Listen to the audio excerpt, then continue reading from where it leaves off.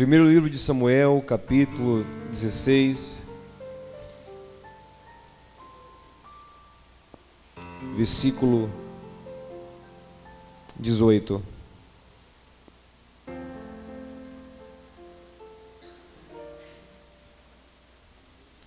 Se você está sem Bíblia, eu gostaria muito que você lesse o texto. Vai ser muito importante para você visualizar esse texto. Sabe, se você puder inclusive marcar o texto, se você puder sublinhar o texto. Eu vou dizer a você, esse foi um dos textos que mais me ajudaram a vencer em muitos momentos da minha vida. É um texto chave para a minha vida e quem sabe se torne para a sua também. Eu queria que você muito você visualizasse esse texto, que você olhasse para ele, que você se familiarizasse com esse texto.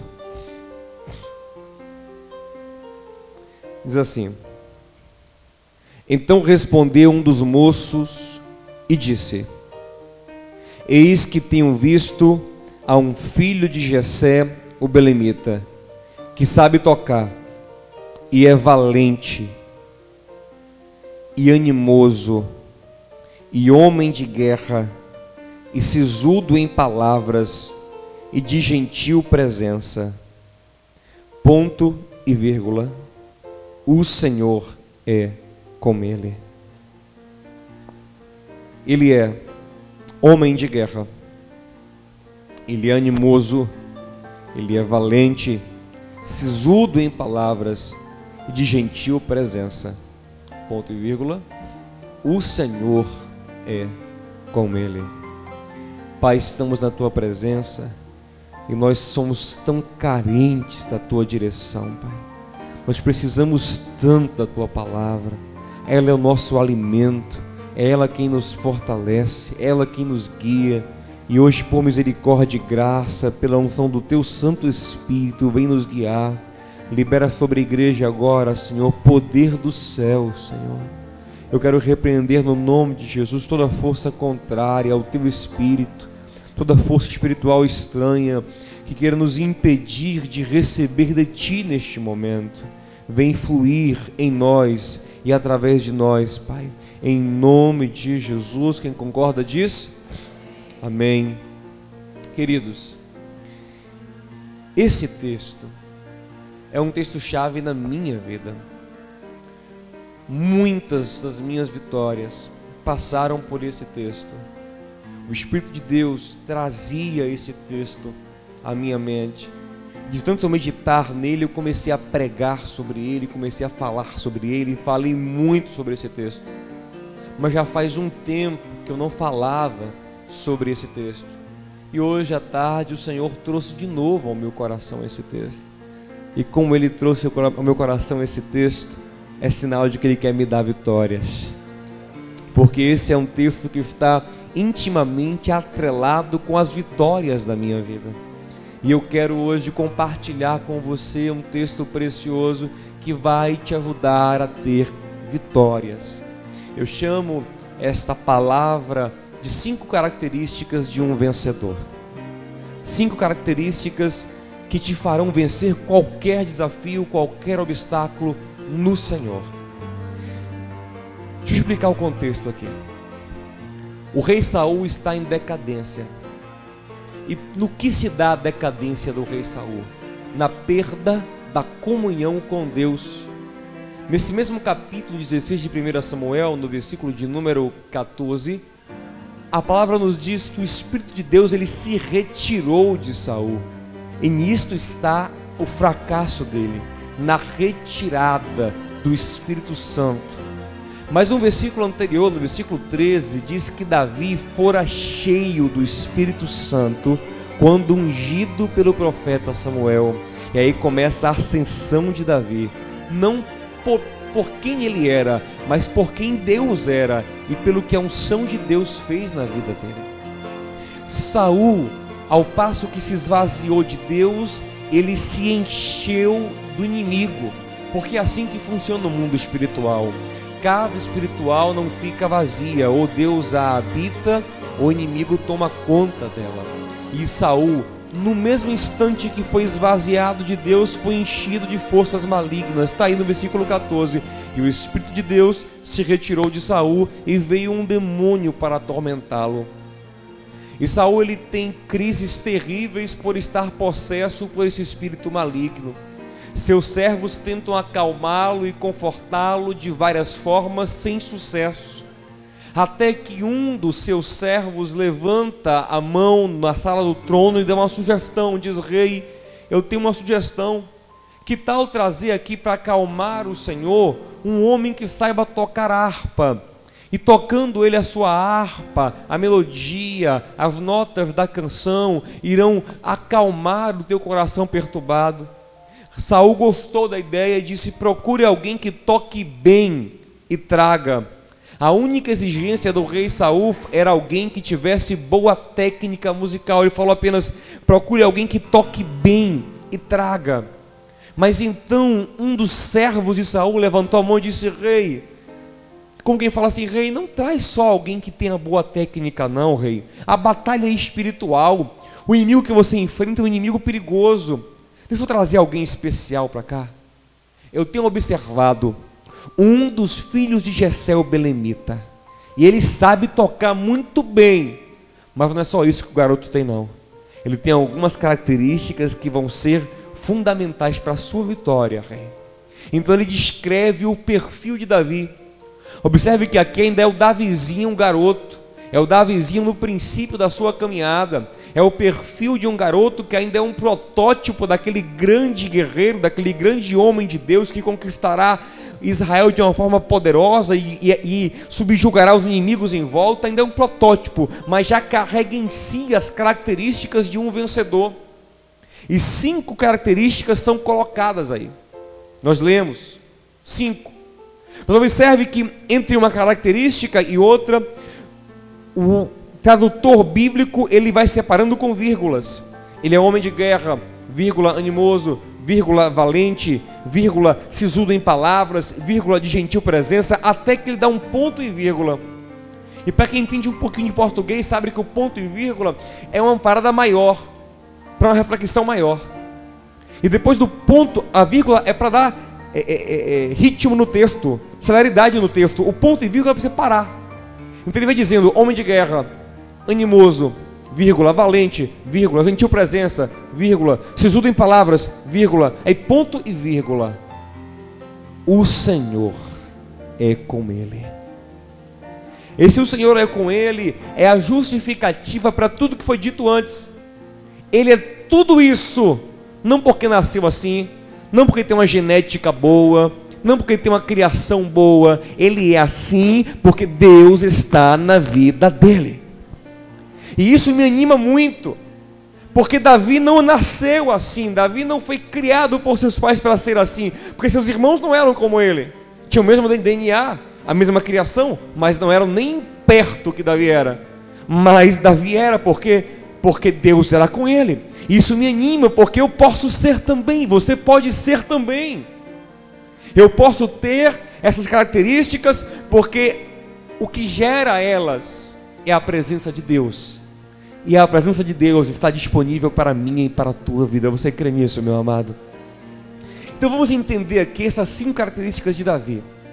Primeira característica: ele era homem de guerra. Eu queria que você me ajudasse a pregar nesta noite, falando, marcando as características para o seu irmão. Então procure alguém perto de você. Se for uma mulher, bote no feminino, diga mulher de guerra, né? Se for homem, diga ele homem de guerra. Diga 2 pessoas, diga ele homem de guerra. Diga ela mulher de guerra. Essa é a primeira característica daquele garoto. Homem de guerra. Homem guerreiro. Observe, querido, essa expressão para Davi, ela cai de maneira muito interessante, porque Davi nessa época aqui não era nenhum homem de fato, era um garoto. Era um garoto. E não era guerreiro. Davi era um pastor de ovelhas que nunca tinha guerreado na vida. Davi nunca tinha sequer pegado em armas de guerra. Você vai ler no capítulo seguinte que antes de enfrentar Golias, o rei Saul lhe oferece uma armadura, mas Davi diz que não vai usar porque ele nunca usou. Ele fala: rei, eu nunca usei isso aqui, eu não sei andar com isso, eu não sei mexer com isso. Como é que esse menino é homem de guerra se ele nunca usou espada, se ele nunca usou escudo, se ele nunca foi treinado? Ele tinha irmãos, sim, irmãos que eram do exército de Saul, mas o texto não fala que eles eram homens de guerra. Mas Davi, sim, aquele pastorzinho era um homem de guerra. Eu entendo que o homem de guerra que o Senhor quer nos chamar a atenção aqui não é alguém treinado para batalhar, não é alguém treinado para guerrear, mas alguém que tem em seu coração a predisposição para batalhar, tem no seu coração o instinto da batalha, sabe? A mente de guerreiro. Davi era um pastor, mas um pastor com mente de guerreiro. Observe que os rebanhos eram atacados constantemente por lobos, e se o pastor fosse brabo, ele enfrentava o lobo, se não fosse, deixava a ovelha ser comida.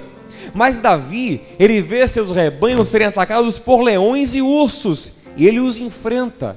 Ele vê uma maneira de enfrentar a situação, ele é predisposto para a batalha. E a primeira característica de um homem vencedor, de uma mulher vencedora, é que a mente dele já está programada da seguinte forma: eu preciso batalhar, eu preciso guerrear. As coisas não vêm de mão beijada, as coisas não aparecem do nada, tem um processo, tem uma batalha, tem uma conquista. Entenda, ser homem de guerra significa estar disposto a guerrear, para a gente não confundir os conceitos que vão vir daqui a pouco. Homem de guerra é alguém com a mentalidade que pensa na batalha, que entende quais são os desafios, quais são os inimigos, traça estratégias para chegar no seu alvo. Deus, ele é descrito na Bíblia como um varão de guerra, sabia? E lá em Êxodo capítulo 15, no capítulo 14 de Êxodo, Deus ele mostrou uma grande estratégia de batalha quando passou Israel pelo meio do Mar Vermelho, atraiu os egípcios e os matou ali. Aí no capítulo 15, Moisés começa a celebrar a grande mentalidade guerreira do nosso Deus, como ele é bom de batalha. E então no versículo 13 ele fala assim: o Senhor é varão de guerra, o Senhor é o seu nome. O nosso Deus, ele tem mentalidade guerreira, ele sabe planejar batalhas, e isso tem que vir pelo Espírito Santo para dentro de nós. Ter uma visão das coisas, olhar e ter estratégias, ter planos, ter metas, saber como chegar, saber por onde ir. Você entende? Ter uma mente guerreira, entender que não estamos aqui só a passeio, não estamos aqui de brincadeira, existem batalhas a serem vencidas. E o problema, queridos, é que muitas vezes nós não compreendemos isso e achamos que Deus tem que guerrear nossas guerras sozinho. Mas toda vez que o Senhor se coloca como varão de guerra, como, sabe como o Senhor gosta de ser chamado na Bíblia?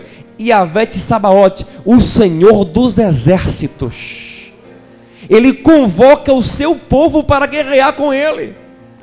Ele me convoca, Ele te convoca para batalhar com Ele. Toca em seu irmão e diga assim: ó, você tem que guerrear com o seu Deus. Você tem que ser um soldado na batalha. Você tem uma missão a cumprir. Agora entenda isso, eu não estou te animando de forma nenhuma a colocar alguém como seu inimigo, uma pessoa, a não ser os demônios, a não ser Satanás, porque Paulo diz em Efésios 6 que a nossa batalha não é contra nenhum homem, mas é contra potestades, contra principados, contra dominadores deste mundo tenebroso. Porém, há situações em que inimigos se estabelecem, não pessoas, mas situações. Às vezes o inimigo está dentro de nós mesmos. São coisas que temos que vencer em nós, mas tem que ter estratégia, tem que ter plano, tem que ter mente de guerreiro. Sabe, olha como a mente de guerreiro é importante. Lá em Juízes 7, Deus ele chama Gideão para um grande livramento. Ele prepara Gideão para uma grande vitória sobre os midianitas. Mas Gideão ele convoca o povo para guerrear com ele. E nesta convocação se reúnem 32 mil homens. Dos 32 ficam 10 mil. Vou falar por quê daqui a pouquinho. Dos 10.000, o Senhor fala assim: tem muita gente, eu quero levar só alguns deles, e vou passá-los numa peneira. E a peneira, Gideão, vai ser a seguinte: leva esses homens para beber água, e observa aqueles que vão beber água sem se derramar, sem se debruçar, sem se distrair na beira do riacho. Aqueles que estão ligados, que estão na batalha, e beberão água assim, ó, como se fossem cachorros, ó, olhando para os lados, ligado, sabe, lambendo a água. Aí Gideão levou os 10.000 lá para esse teste. Queridos, daqueles 10.000, 9.700 homens, quando viram a água,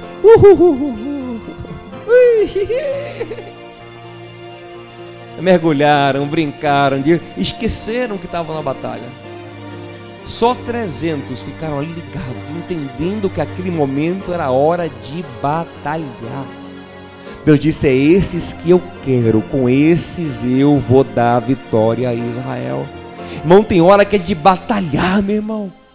Tem hora que a mente tem que estar focada. Tem hora que tem que ter estratégia, tem que perceber o que o inimigo está fazendo, tem que perceber que aquilo é um projeto maligno, tem que perceber a armadilha, tem que ter mente de guerreiro. Ficar sempre brincando, sempre distraído, sempre entretido, você vai cair direto, vai perder direto. Digo assim, ó, homem de guerra, mulher de guerra.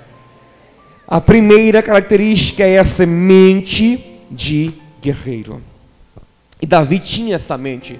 Davi, ele chegou diante do exército de Israel e disse: quem é este incircunciso para afrontar o exército do Deus vivo?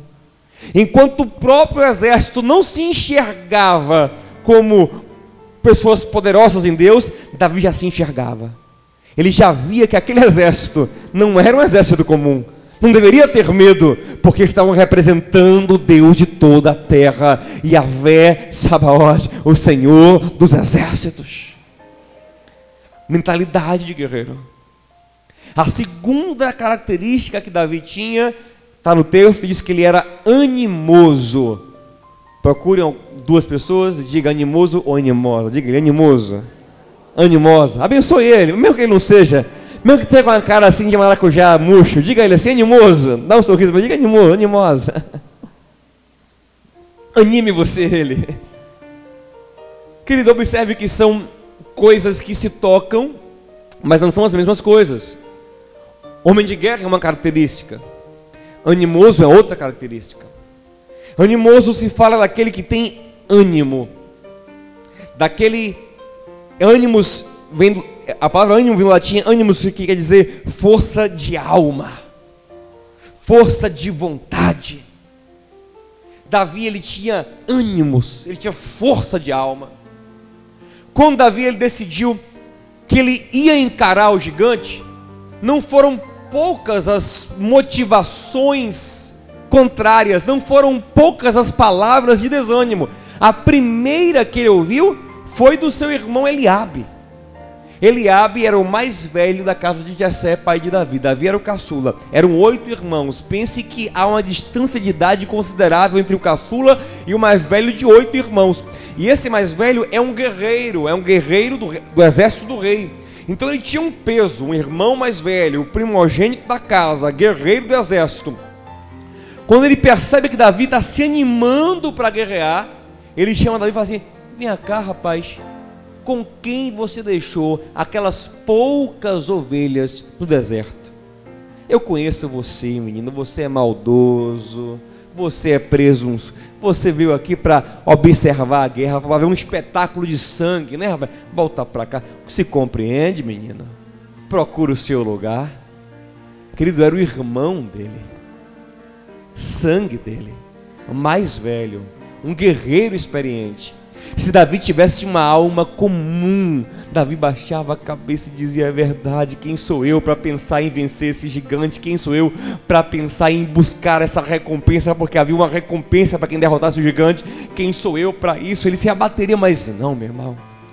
O ânimo de Davi no Espírito de Deus, ele superava até as palavras dos familiares, até as palavras contrárias de pessoas mais próximas. Davi, o texto fala assim que Davi desviou-se dele, olhou para outro e perguntou: o que vai ganhar quem matar o gigante? Não deixe que palavras, ainda que sejam de pessoas queridas, roubem o ânimo que Deus está gerando no teu coração.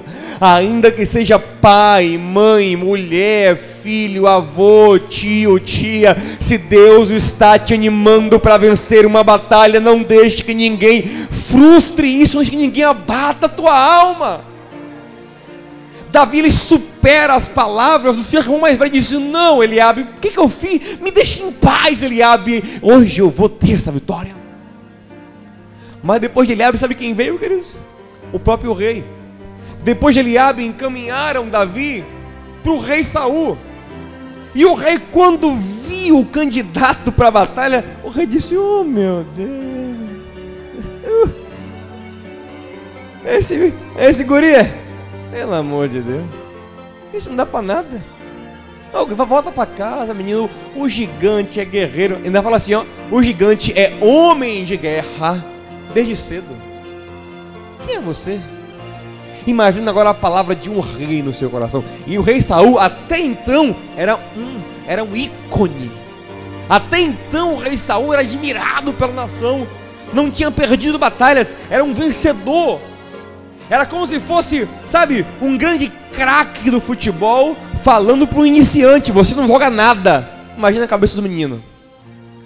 Davi está dizendo: poxa, e o rei está dizendo: você não tem condição. Mas irmão, mas Davi, ele tem um ânimo, uma ligação tão profunda com o Espírito de Deus, que ele consegue se animar mesmo quando a palavra do rei o desanima.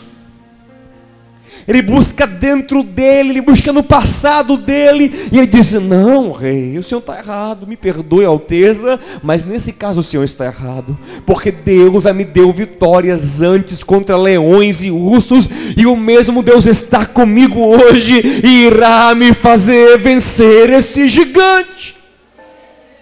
Toca em teu irmão e diga assim: não importa quem seja, se falar contra Deus, ouça o Senhor, meu irmão. Não deixe entrar no teu coração, meu amado. Pode ser grande, pode ser famoso, pode ser importante, pode ser experiente. Deixe que prevaleça na tua alma a palavra de ânimo de Deus. Ah, mas quem disse foi meu patrão, quem disse foi meu pai. Não importa. Se contrariar o ânimo do Senhor na tua alma, não ouça, querido, porque a vitória depende do teu ânimo. Nessa vida nós teremos muitas aflições, como o mestre nos avisou. Jesus disse em João 16:33: no mundo tereis aflições, mas tende bom ânimo. Animem-se, não baixem a cabeça, levanta. Sabe o que eu achei gostoso hoje? Eu estava meditando hoje no Salmo 121. Aí diz assim, ó: elevo os meus olhos para o monte, de onde vem o meu socorro. Interessante, né? É alguém que precisa de socorro, e não está com a cabeça baixa, não está desesperado, sabe? Geralmente quem está pedindo socorro está cabisbaixo, está angustiado. Não, ele quer socorro, mas ele eleva os olhos, ele levanta a cabeça, porque do alto vem o meu socorro, o meu ânimo, a minha força, o meu poder, a minha vitória, a minha saída, o meu escape, minha porta aberta. Não vem da terra, não vem de homem, não vem de cavalo, não vem de cavaleiro, não vem de família, não vem de amigo, não vem do banco, ela vem do Senhor dos exércitos. E Davi, ele consegue ter esse ânimo na alma. Ânimo é fundamental, querido. Quando Deus colocou Josué ali na entrada da terra prometida, ele teve uma conversa séria com Josué. Josué, vem cá, eu quero ter um papo contigo, Josué. Você agora vai entrar arrebentando tudo, mas não esqueça uma coisa: tenha ânimo. E Deus fala 4 vezes a mesma coisa para Josué, a mesma expressão, no mesmo texto pequeno. 4 vezes Deus fala para Josué: tenha ânimo, tenha bom ânimo, tenha bom ânimo. Josué 1,6, Josué 1,7, Josué 1,8, Josué 1,6, 1,7, 1,9 e 1,18. O mais bonito é 1,9, ele fala assim, ó: Josué, não te mandei eu? Tão somente esforça-te e tenha bom ânimo, não pasmes e nem te espantes, porque eu, o Senhor teu Deus, serei contigo por onde quer que tu andares. 4 vezes Josué se anima, porque vão ter momentos difíceis, momentos de que a tua alma vai tender a se abater. Lembre que eu estou contigo. E se anime. Diga ao seu irmão: ele está contigo, se anima. Ele está segurando na tua mão, se anima. Levanta a cabeça, insiste, persevera, tenta um pouco mais. Aleluia. Deus não te deixou, ainda que todos te deixem, Ele não te deixou. Se anima. Eu preciso me animar. Tem um texto lindo que Paulo diz em 2 Coríntios 4:8, ele fala assim, ó: em tudo somos atribulados. Ou seja, no que você imaginar, vai ter tribulação para a sua vida, mas não somos angustiados. Somos perplexos, mas não desanimados. Ainda que eu fique chocado com a situação, na minha alma vai ter ânimo para enfrentar as dificuldades. Primeira característica, homem de guerra. Segunda característica de Davi, animoso. E a terceira característica dele, valente. Toca em 2 pessoas e diga: valente.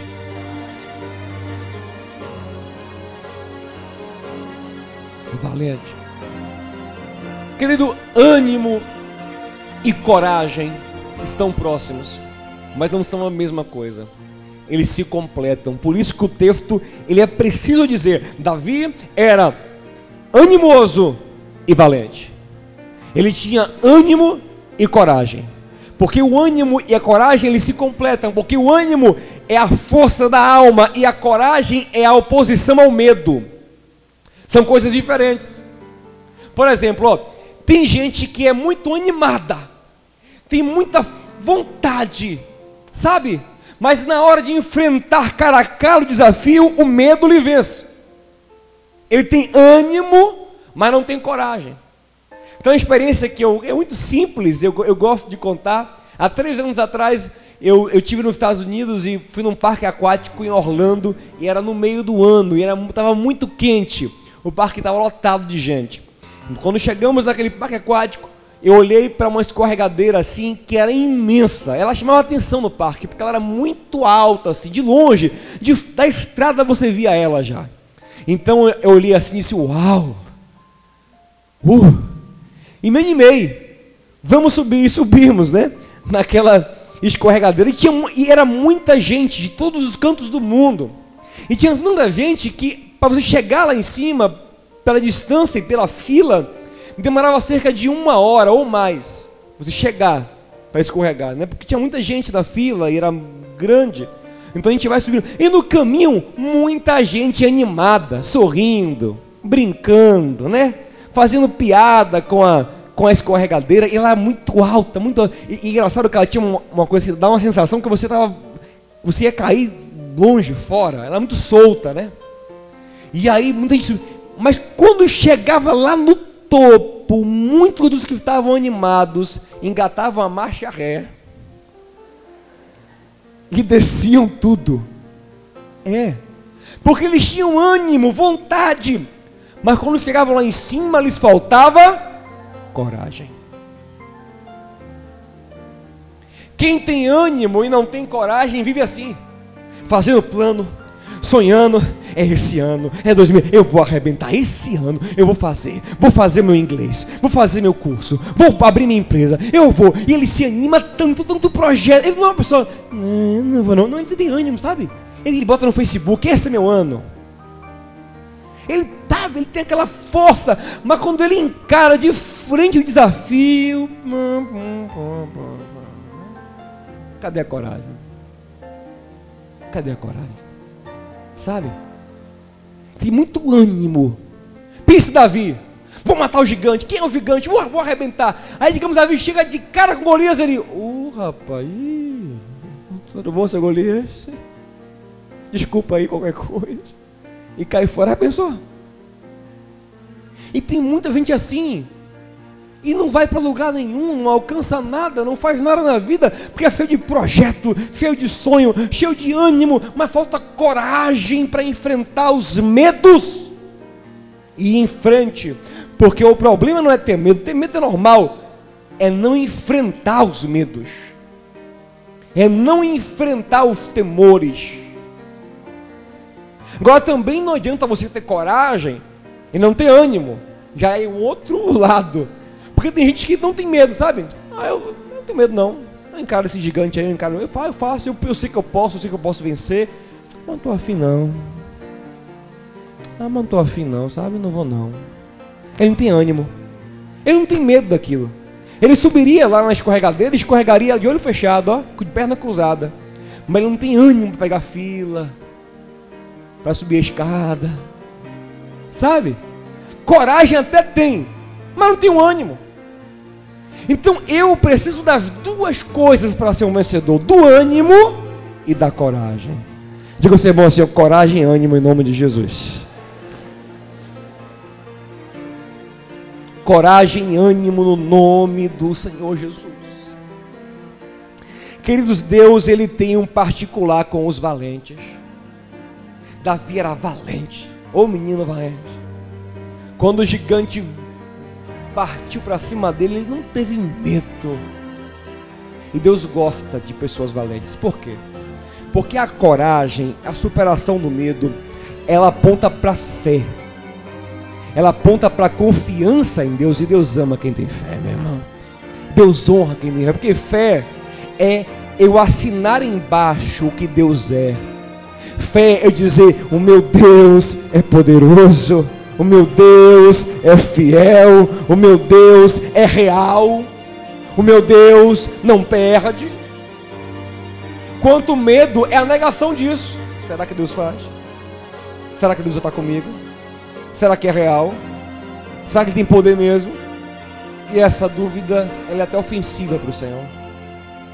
Observe que Gideão está com 32 mil homens para guerrear. Então, Deus, Ele diz: Gideão, tem muito frouxo aí, Gideão. E eu não quero ir com esses frouxos. Diga ao seu irmão assim, ó: Deus dispensa os frouxos. Um dia eu vou pregar só sobre isso aqui. Como Deus trata os frouxos. Porque hoje não dá tempo, porque a gente tem mais coisa para falar. Mas quando aparece frouxo na Bíblia, Deus cai fora. É impressionante. Parece ter alergia. A gente vai falar sobre isso depois outro dia. Mas Deus fala assim, ó: Gideão, muito frouxo aí. Grite bem alto assim, ó. Pregue. Seguinte: Deus mandou quem for frouxo, covarde, voltar para casa, que ele não quer com ele na batalha. Tem 32 mil. Gideão grita isso. Atenção! Quem for frouxo, quem for covarde, está dispensado. Dos 32 mil, 22 mil foram embora. Diga ao seu irmão assim: tem mais frouxo do que você imagina. E é por isso que muita gente não chega lá.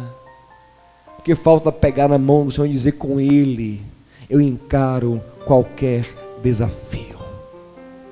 Com Ele eu vou para cima de qualquer gigante. Com Ele eu não temerei nada. O Senhor é o meu pastor, e se eu passar no vale da sombra da morte, eu não temerei, porque Ele está comigo. Você pode dar glória ao Senhor, meu amado? Confia nele, querido. Confia nele. Aleluia.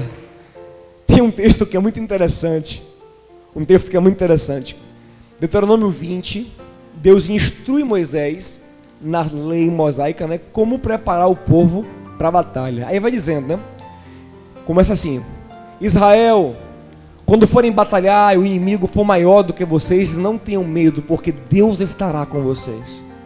Vocês vão se preparar da seguinte forma: o sacerdote irá na frente do povo e abençoará o povo. E aí vai explicando como ir. Depois ele explica quem está dispensado. Ele fala: ó, se você comprou um campo agora, ainda não usufruiu, está dispensado, cuide de seu campo.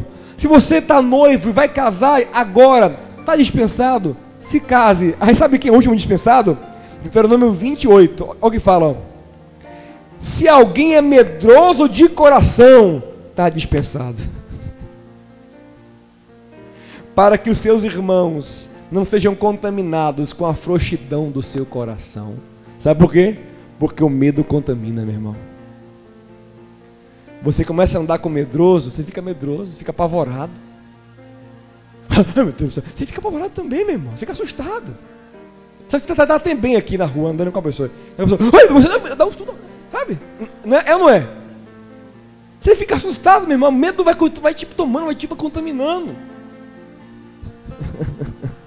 Então eu falo assim, ó, quem for frouxo, por favor, cai fora, para não contaminar o povo. Porque Deus está dizendo, não há motivo para temer, eu estou contigo na batalha. Eu não quero ninguém com medo aqui, eu quero confiando em mim. Foi por causa de medo que o povo de Israel rodou 40 anos no deserto, gente. Foi só por causa do medo. Porque quando chegaram em Cades Barneia, mandaram os 12 espias. Josué e Caleb voltaram dizendo assim, ó, Deus vai nos dar vitória. E 10 disseram, rapaz, o bicho vai pegar, viu? Os inimigos são pancadão, não dá pra gente não. Aí o povo aí derreteu-se por dentro, morreu de medo, não confiou no Senhor, murmurou. E por causa da frouxidão, Deus os fez rodar 40 anos, queridos. Deixe o Espírito de Deus, que é um Espírito corajoso, entrar na sua alma hoje. Não há desafio que em Cristo você não possa vencer. Você pode todas as coisas naquele que te fortalece. Não temas, Deus está contigo. Maior é o que está em nós do que aquele que atua no mundo, querido. Diga ao seu irmão assim, não temas. Sabia que a expressão não temas aparece na Bíblia 365 vezes? Uma para cada dia do ano. Para você já acordar e já ouvir assim, ó, não temas hoje, não temas, não temas, não temas, não temas, não temas. Aleluia, aleluia, aleluia. Vamos lá. Quarta característica. Davi era sisudo em palavras. Isso quer dizer, tinha uma boca com autoridade. Palavras de autoridade. Diga a duas pessoas, palavras de autoridade. Eu quero que você entenda que isso é um garoto de 17, 18 anos, que é homem de guerra, que é animoso, que é valente, que tem uma boca com autoridade e está prestes a, por tudo isso, derrotar um gigante. Por quê? Porque Deus é na vida dele. E se esse garoto da roça pode, porque era um menino da roça, um menino do curral, se ele pode, por que você não pode, querido? O que te impede? Com tanta revelação de Deus hoje, o que te impede? Nada. Quarta característica, ele tinha palavras de autoridade. A sua boca gerava vitória. Porque eu quero dizer uma coisa a você: a tua vitória não começa nas tuas mãos, nem em teus pés. A tua vitória começa na tua boca. Começa no que você fala. Tem um versículo que eu acho que todo crente deveria anotar em algum lugar assim, dentro de casa, botar, sabe, marcar na sua agenda, que é Provérbios 18, 21, que diz assim: vida e morte estão no poder da língua, e quem a usa comerá do seu fruto. Você gera vida ou gera morte com a sua boca? Gera vitória ou gera derrota? A sua boca gera as coisas. A sua boca, ela move as coisas. A sua boca, ela faz a sua própria alma se abater às vezes. E a alma de quem está perto de você se abater. Ou então levanta a sua alma e levanta a alma alheia. Quando Daniel estava orando 21 dias, depois de 21 dias, o anjo Gabriel desce, Daniel 10, 12, e fala assim: Daniel, nos céus foram ouvidas as tuas palavras, e eu vim por causa das tuas palavras. O que saiu da tua boca moveu o mundo espiritual.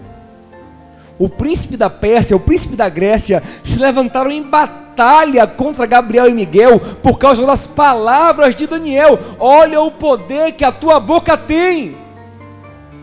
Move as coisas. Demônios ouvem as tuas palavras e ou eles se afastam ou se aproximam.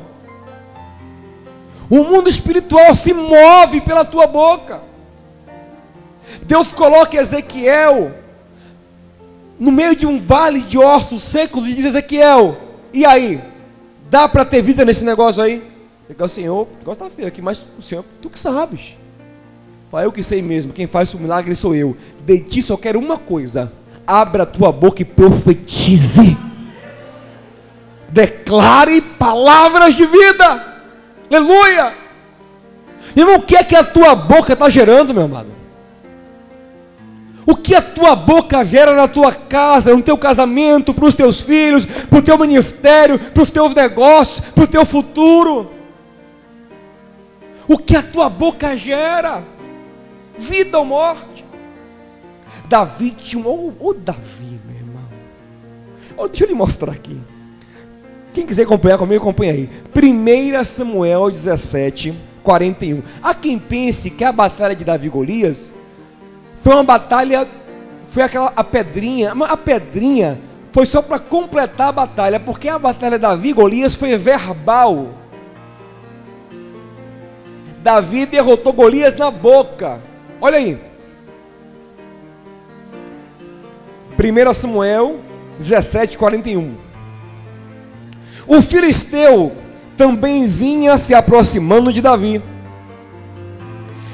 E o que ia com seu escudo ia diante dele. E olhando o filisteu e vendo a Davi, o desprezou, porquanto era garoto, ruivo e gentil aspecto. Disse, pois, o filisteu a Davi: eu sou algum cachorro para tu vires contra mim com paus? E o filisteu o amaldiçoou pelos seus deuses.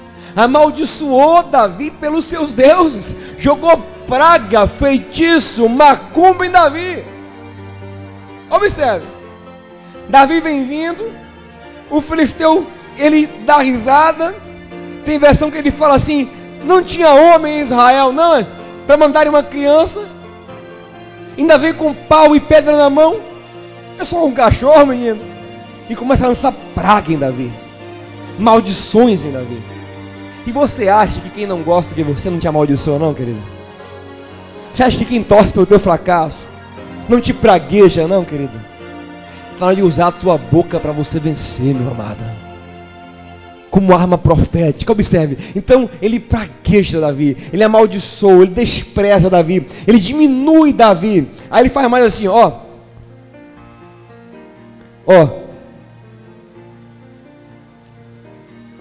Disse mais o filisteu Davi: vem a mim, e eu darei a tua carne às aves do céu e às bestas do campo.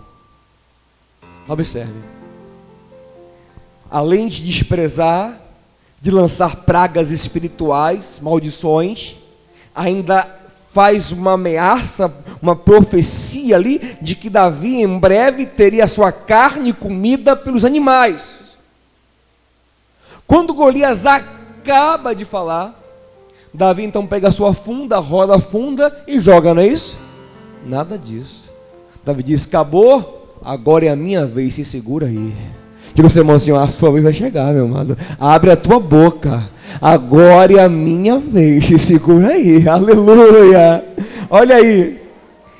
Davi, porém, disse ao filisteu: tu vens a mim com espada e com lança e com escudo, porém eu vou contra ti no nome do Senhor dos exércitos, o Deus de Israel, a quem tens afrontado.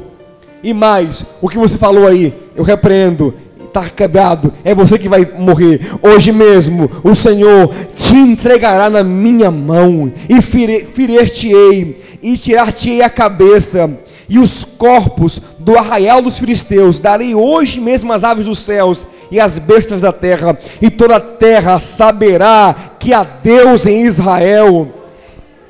Olha a última fala de Davi: e saberá toda esta congregação que o Senhor salva, não com espada, nem com lança, porque do Senhor é a guerra, e Ele vos entregará na nossa mão. Olha que palavra de autoridade.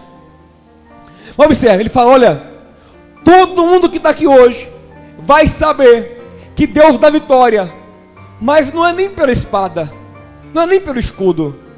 Podem até ser usados espadas e escudos e lanças, mas o que gera a vitória não é espada nem escudo. E o que é? É o que Davi disse no versículo 45: você vem contra mim, gigante, com espada, com lança e com escudo, e eu vou contra ti no nome. O que é um nome, meu irmão? É um substantivo próprio, é uma palavra. Eu vou contra ti na palavra, eu vou contra ti na minha boca profética, eu vou contra ti declarando o nome que está sobre todo nome. Diga ao seu irmão assim: vá no nome de Jesus. Vá no nome, aleluia. Quem pode crer nisso aqui que eu estou falando, meu amado? Vá no nome de Jesus. Na boca. A tua vitória passa pela tua boca. Amém. Falei 4 características, falta uma, meu tempo está acabando. Você quer ouvir essa última? Quem quer me ouvir? Vou fazer aquela pergunta, né? Quem me dá mais 1 minuto? 1, 2, 3, 4, 5, 6, 7, 8, 9, né? Pronto. Olha aqui, essa é bem rapidinha. E essa eu gosto muito. Porque essa, querido, ela é diferente de todas. Todas seguem a mesma linha, a linha da batalha, o homem de guerra, o animoso, o valente, a palavra de autoridade. Essa quebra tudo. Diz que Davi era de gentil presença. Sabe o que ele era? Agradável. Diga ao seu irmão assim, ó, agradável. Diga ao demais, não, diga com um sorriso, né? Diga assim, agradável. Querido, o que Davi não conseguia na batalha, ele conseguia na graça. O nome dele, Davi, já significa o amado. E Davi era amado aonde ele passava. Aonde ele ia, o povo amava Davi. Por quê? Porque era gracioso. Havia uma graça de Deus sobre ele. Ele era muito especial, ele era sensível. Os salmos de Davi revelam essa sensibilidade, essa alma poética, sabe? Essa alma romântica, esse cuidado, sabe? E nós precisamos ter isso em nós. Graciosidade, poesia, alma, leveza.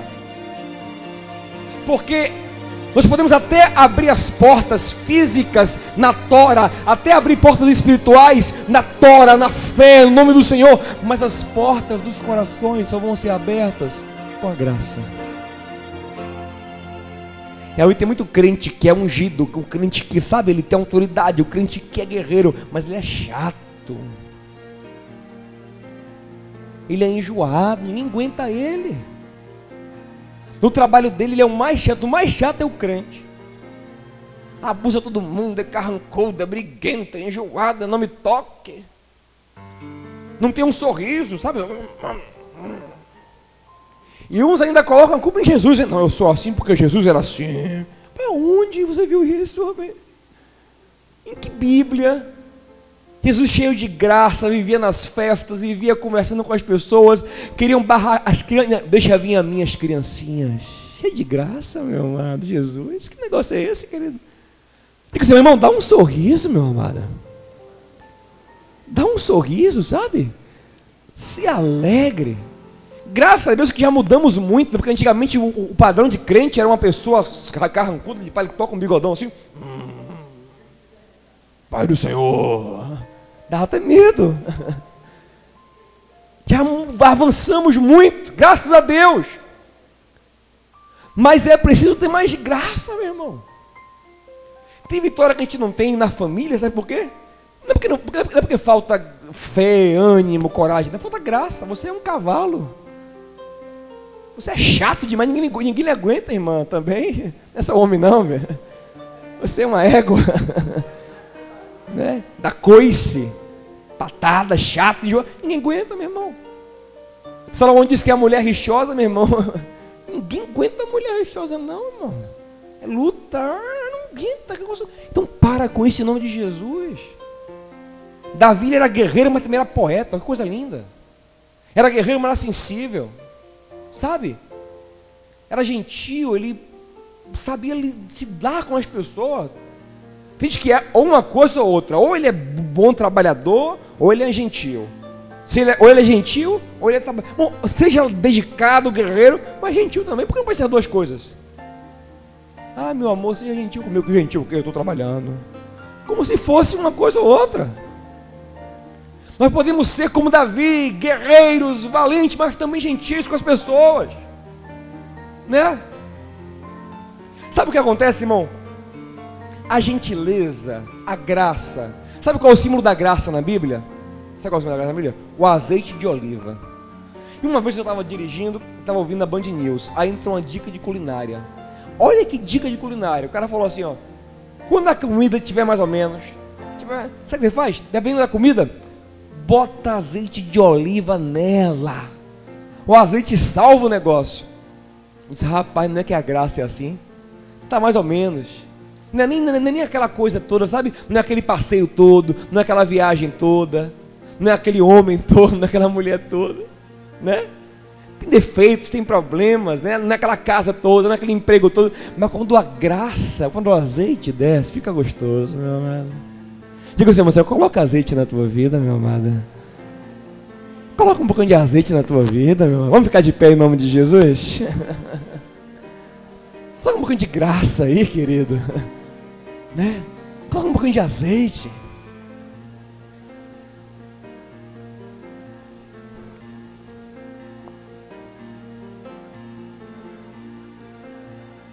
A Bíblia diz que José, ele ia achando graça aos olhos das pessoas. Né? Então eu preciso achar graça.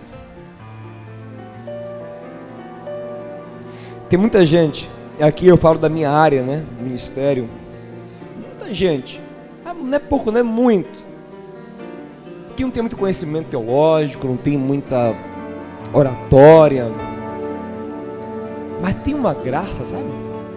Você gosta de ouvir aquela pessoa, você gosta de estar com ela, cativa. Tem gente que não sabe cantar, desafinado, mas tem uma graça. Já outros não cantam bem, mas não sabe. Orgulhosos, vaidosos, soberbos, arrogantes, chatos, e aquilo afasta as pessoas. Eu nunca me esqueço de um pastor gago, que me convidou para pregar na igreja dele.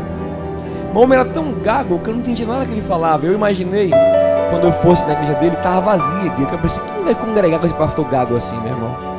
E eu também, como ex-gago, já tinha um trauma, né? Eu falei, não é possível, esse aí Deus tem que curar ainda, igual me curou. Então quando eu cheguei lá, a irmã, que é lotada. E eu perguntei a mulher dele assim, vem cá, esse povo aqui congrega tudo aqui? Disse, sim, não, por que não?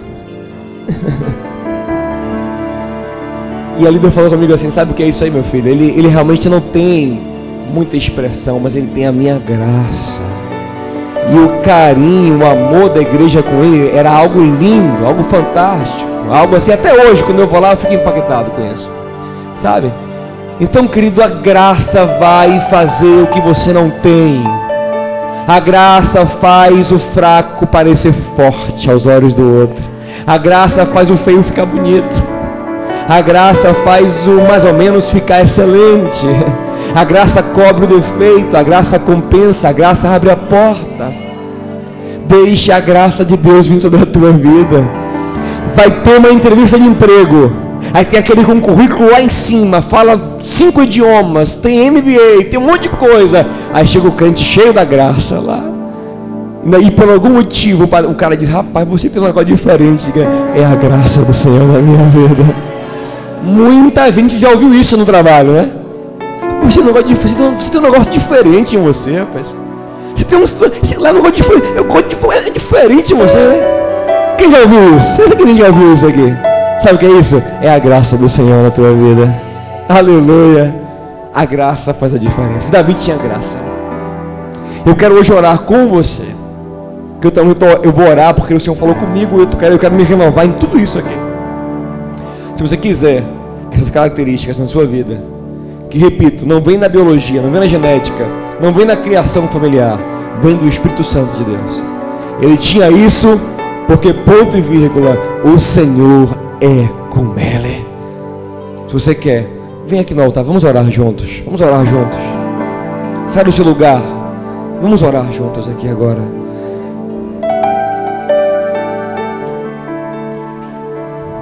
Vamos pedir ao Senhor para nos tornar homens e mulheres de guerra. Pedir ao Senhor para nos tornar pessoas animosas, animadas. Vamos pedir ao Senhor para nos dar coragem, para sermos valentes. Vamos pedir ao Senhor para nos dar uma boca que gera vitória. Vamos pedir ao Senhor, em nome de Jesus, para nos dar graça. Vamos orar juntos. Não vem de mim, não vem de homem algum, vem do alto. Davi recebeu do alto. Samuel ungiu Davi, mas foi Deus quem o encheu do Espírito Santo. Vamos pedir ao Senhor que derrame sobre nós. Ó Pai, estamos na Tua presença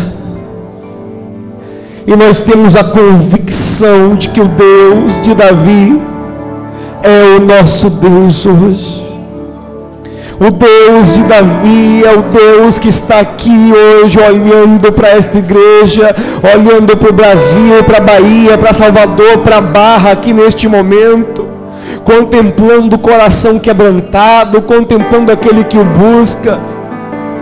Pai, Davi tinha aquelas características porque o Senhor as gerou nele, e nós queremos ter em nós tais características vindas, Senhor, do poder do Teu Espírito, do dínamo, Senhor, do Teu Espírito.